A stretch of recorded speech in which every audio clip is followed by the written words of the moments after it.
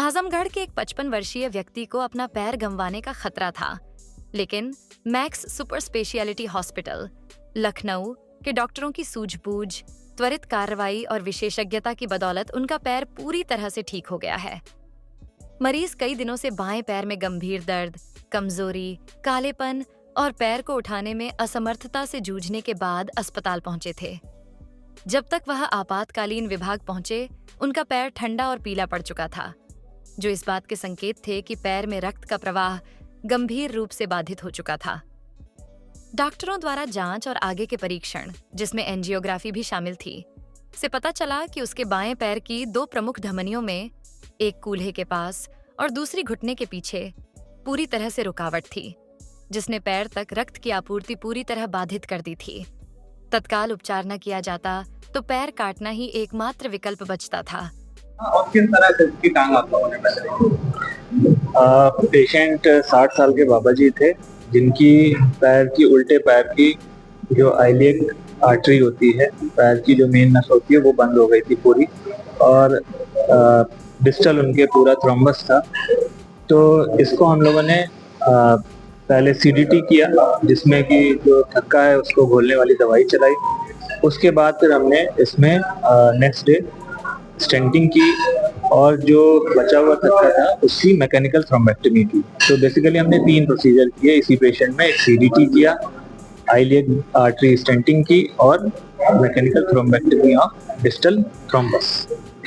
तो इस प्रकार से उनकी नस का जो ब्लड फ्लो था, जो बिल्कुल बंद हो गया था, वो दोबारा से पूरा नॉर्मल जैसे इंसान के अंदर होता है वैसा चालू हो गया। और इस प्रकार से उनके पैर जो काला पड़ने लगा था, और इतना दर्द था जैसे एक प्रेग्नेंट फीमेल में दर्द होता है या एक डिलीवरी के टाइम दर्द होता है, इस टाइप का उनका पेन हो रहा था। वो पेन भी चला गया, पैर जो काला पड़ रहा था वो बिल्कुल ठीक हो गया, जख्म भी भर रहा है, और थोड़ा बहुत मूवमेंट में प्रॉब्लम है वो भी धीरे धीरे रिकवर हो रही है। और पेशेंट हमारे पास अब चल के आ रहा है। सबसे ज्यादा खुशी की बात यह है कि वो पेशेंट जो 4 लोग लेके आए थे उठा के, वो हमारे पास ओपीडी में चल के आ रहा है। बीमारी कैसे होती है तो उसका पता कैसे लगता है?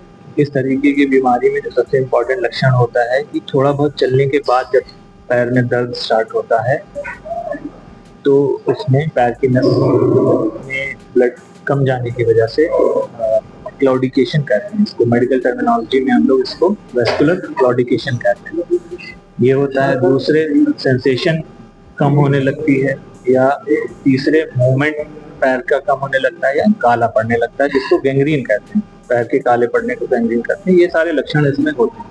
और ये होता किसमें है? जिसमें जो लोग सिगरेट पीते हैं, तंबाकू का सेवन करते हैं, high blood pressure uncontrolled, blood sugar uncontrolled और हाई कोलेस्ट्रॉल रहता है। कैसे बचाव से किया जाता है? सबसे ज़्यादा इम्पोर्टेंट है कि आप अपने खान पान का ध्यान रखें, जिससे आपके ब्लड में कोलेस्ट्रॉल का लेवल ना बढ़े, बीपी आपका ना बढ़े, नमक का सेवन कम रखें, और दूसरा, आप स्मोकिंग, तंबाकू, ये सब सेवन बिल्कुल भी नहीं करना है। ठीक है। तीसरा, एक्टिविटी, फिजिकल एक्टिविटी आपको रेगुलर रखना है। हफ्ते में 5 दिन कम से कम आधे घंटे की वॉक या रनिंग जरूरी है। कुछ मरीजों में हो सकता है जिनमें हाइपर कोगुलेबल स्टेट होता है, जैसे हाइपर होमोसिस्टेमिया है, तो वो पेशेंट बहुत कम होते हैं, और एक सिलेक्टेड क्लास होता है, और वो बहुत ही यंग होते हैं, 20 साल में, 25 साल में हो जाता है, तो वो अलग एक क्लास होता है। वो हम आम पॉपुलेशन में नहीं कह सकते कि हम उसकी स्क्रीनिंग करें। करते हुए एक मरीज की टांग बचाई गई है, क्या पूरा मामला था, किस स्थिति मरीज पहुंचा था और किस प्रक्रिया के माध्यम से उसको ट्रीट किया गया? नमस्कार, मेरा नाम डॉक्टर सुरेश कुमार सिंह है। मैं सीनियर कंसल्टेंट मैक्स अस्पताल इंटरवेंशनल रेडियोलॉजी डिपार्टमेंट में कार्यरत हूँ। आज हम लोग बात कर रहे हैं 60 वर्षीय बुजुर्ग पुरुष की, जो हमारे पास में बाएं पैर के पक्षाघात का प्रॉब्लम लेके आए हुए थे। वो जब हमारे पास में आए थे, समझिए उनको 4 आदमी और जो उनको लेके आए हुए थे, स्ट्रेचर पर लेके आए थे। जब हम लोगों ने उनसे पूछा कि क्या प्रॉब्लम है, तो बोले कि ये 7-8 दिन से चल नहीं पा रहे हैं। और जब हम लोगों ने डिटेल में हिस्ट्री ली, तो उन्होंने हमें ये बताया कि इनके पैरों में लगभग 1 महीने से प्रॉब्लम थी, जो कि बहुत तेज दर्द हो रहा था इनको, और लेकिन ये 7-8 दिन पहले अचानक से इन्होंने चलना छोड़ दिया बिकॉज ऑफ पैर ही नहीं उठ रहे थे। तो पैर नहीं उठने के और दर्द होने के बहुत सारे कारण होते हैं। फिर हमने एक एक करके हिस्ट्री करके और जांच जब की तो उनका पता चला कि बाएं पैर की जो खून ले जाने वाली नली है, आर्टरी जिसको बोलते हैं, उसमें बहुत ज्यादा सिग्निफिकेंटली ब्लॉकेज है। इसको पेरिफेरल आर्टीरियल डिजीज कहते हैं, लेकिन पेरिफेरल आर्टीरियल डिजीज बहुत कॉमन है, बहुत लोगों में होता है, बट उससे उनकी जो सिम्टम्स है वो एक्सप्लेन नहीं हो पा रहे थे। तो जब हम लोगों ने डिटेल्ड में और उसका जब डॉपलर किया तो हमें पता चला कि इनकी जो जहाँ से पैर की नस शुरू हो रही है वहीं पे ब्लॉकेज से लेके और घुटने के लेवल तक कंप्लीटली उसमें कट ऑफ था ब्लड का।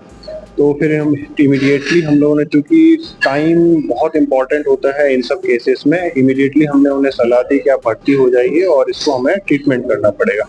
बहुत सारे तरीके होते हैं ट्रीटमेंट करने के, बट ये जो है हमारी इंटरवेंशन रेडियोलॉजी विधि से, इसमें हम लोग मिनिमल इन्वेजिव तरीके से बिना किसी चीरे, बिना किसी टाके के थ्रू हम लोग सिर्फ नस में जाते हैं। उसमें कोई 1 सेंटीमीटर का भी चीरा या 1 सेंटीमीटर का भी टाका नहीं लगता है।